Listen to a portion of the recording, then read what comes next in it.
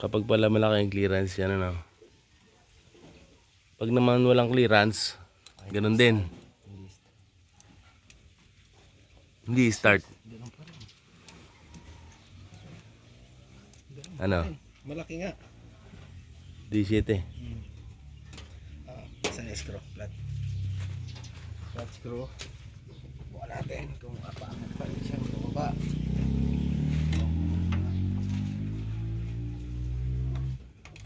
At bukaangat yung screw. Mangat. Mangat.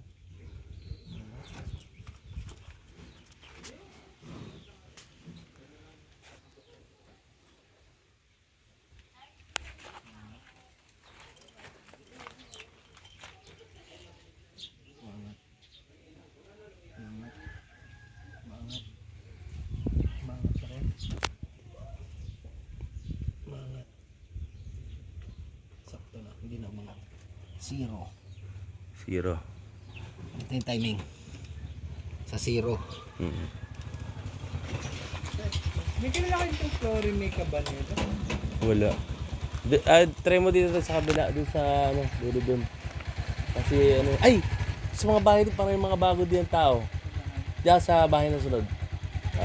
Duwagan na natin yan kuya. I-adjust na natin. Adjust natin na maayos ang ating barbula. Sobrang... Dapat 12 lang. ang sukat ng yung barbula is 17. 17.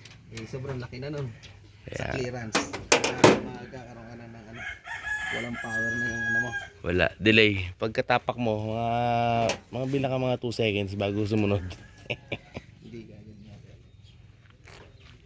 Clearance natin yung exhaust ng 12. Yung intake natin, gawin natin G's. 0.30 mm and 0.25 mm. Mauna natin gawin is exhaust. Tayo ay magsusukat sa exhaust.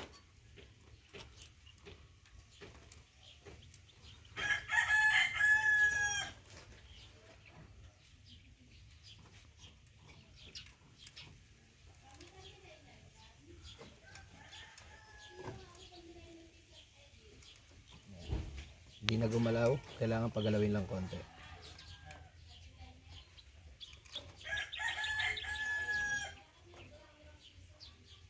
Yan.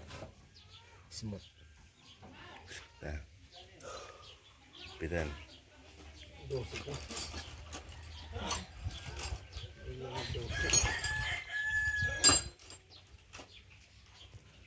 May 12 ka dyan, panlock lang. Ako wala. Hindi ko pala dala mga tools ko. Kailangan ko lang malak ito 12.